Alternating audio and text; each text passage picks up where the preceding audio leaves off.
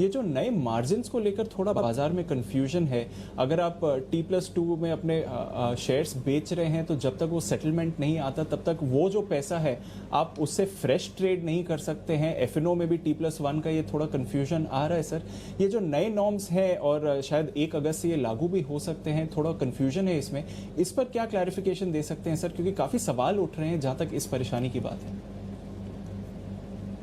दीप, मैंने इस वीकेंड पे 2-3 लोगों से, कुछ बड़े ब्रोकर्स हैं, उनसे मैंने इस पर बातचीत भी की, राय भी ली और उस पर मैं नोट भी तैयार करवा रहा हूँ।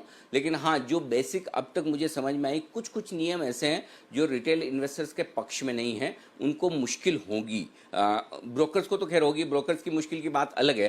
पहले मैं क्लाइंट्स और इन्वेस्टर्स की मुश्किल की बात करूँ। सपोज आपके पास में HDFC बैंक के 100 शेयर हैं, ठीक है, आपने आज बेचे हैं, ठीक है। अगर आपने आज बेचे, बेचने के पहले आपने ब्रोकर को दे दिए और ब्रोकर ने उसको इस्तेमाल कर लिया, तब तो ठीक है। लेकिन अगर आपने आज बेचे और आप कहते हैं मैं आज बेचकर शाम को आपको डिलीवरी ट्रांसफ़र कर रहा हूँ, ठीक है, तो ब्रोकर कल नेक्स्ट डे अर्ली पे इन कर सकता है। लेकिन अगर आपने बेचने के पहले ब्रोकर के अकाउंट में ट्रांसफ़र नहीं किए तो और अर्ली पे इन करते हैं, तब भी आप उस पैसे का इस्तेमाल नए शेयर खरीदने के लिए नहीं कर सकते जब तक कि पे आउट ना आ जाए।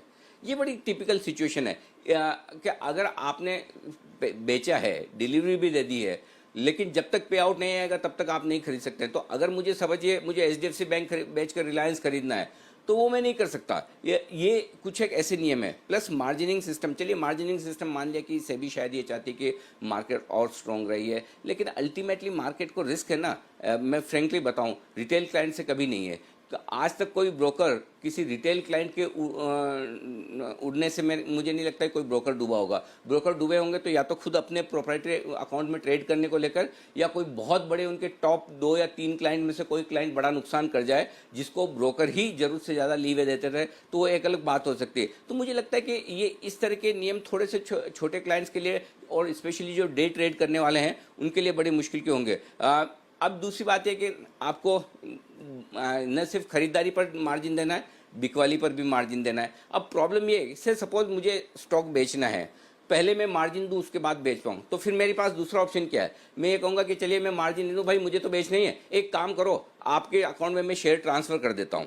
मैं ब्रोकर को बोलता हूँ आपके अकाउंट में शेयर ट्रांसफर कर देता हूँ, अगले 2-5-10 दिन में जब मेरा भाव आएगा, जब मेरी मर्जी होगी तब बेचूंगा।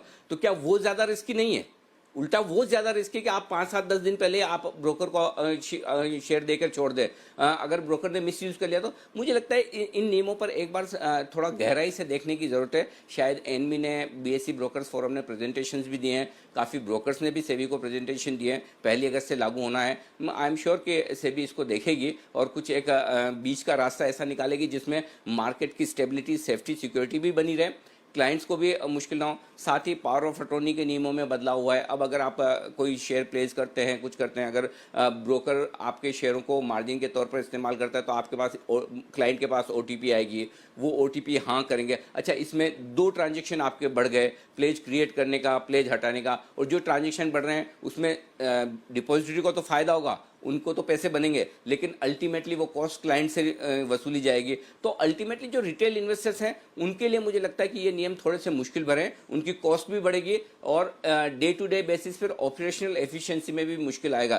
तो मुझे लगता है उस लिहाज से कुछ कुछ नियमों को चेंज करने की ज़रूरत है, पुनर्विचार करने की ज़रूरत है, जो आई थिंक सेबी शायद कर रही है या करेगी।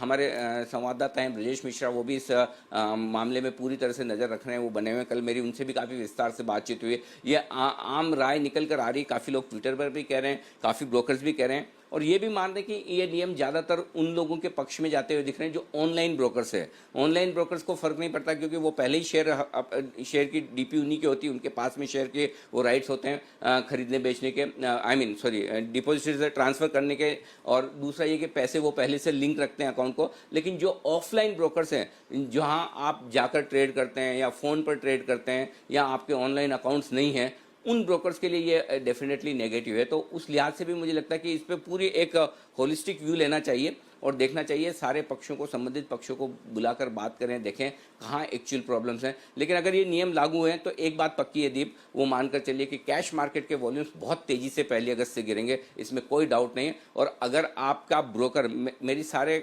जो रिटेल इन्वेस्टर्स जितने भी हैं उनसे मेरी दरख्वास्त है, मेरा निवेदन है कि कि 1 अगस्त के बाद अगर इन नियमों में बदलाव नहीं होता, ये नियम जस के तस ऐसे ही लागू होते हैं, तो कृपया करके आप अपने ब्रोकर या आपका जो भी वहाँ फ्रेंचाइजी सब ब्रोकर या ब्रांच ऑफिस किसी भी ब्रोकर का है, उससे प्लीज़ झगड़ा न करें कि आप लिमिट क्यों नहीं दे रहे हो या आपने मेरे सामने शेयर बेचा है उसको क्यों नहीं खरीदने दे रहे हो। उसमें उनकी गलती नहीं होगी, ये नियम बदले हुए हैं। तो प्लीज़ आप ब्रोकर के साथ झगड़ा न करें। मैं आमतौर पर ब्रोकर के हित की बात कम करता हूँ, मैं इन्वेस्टर्स के हित की बात ही ज़्यादा करता हूँ, लेकिन इस मामले में अगर ब्रोकर्स लिमिट नहीं देंगे तो उनकी मजबूरी होगी। तो ये चीज़ जरूर ध्यान में रखिए। लेकिन हाँ, ये नियम थोड़े से मुश्किल भरे हैं और अगर ये लागू है तो 1 अगस्त के बाद कैश मार्केट के वॉल्यूम्स आप काफ़ी तेज़ी से कम होते हुए देखेंगे। जी दीप।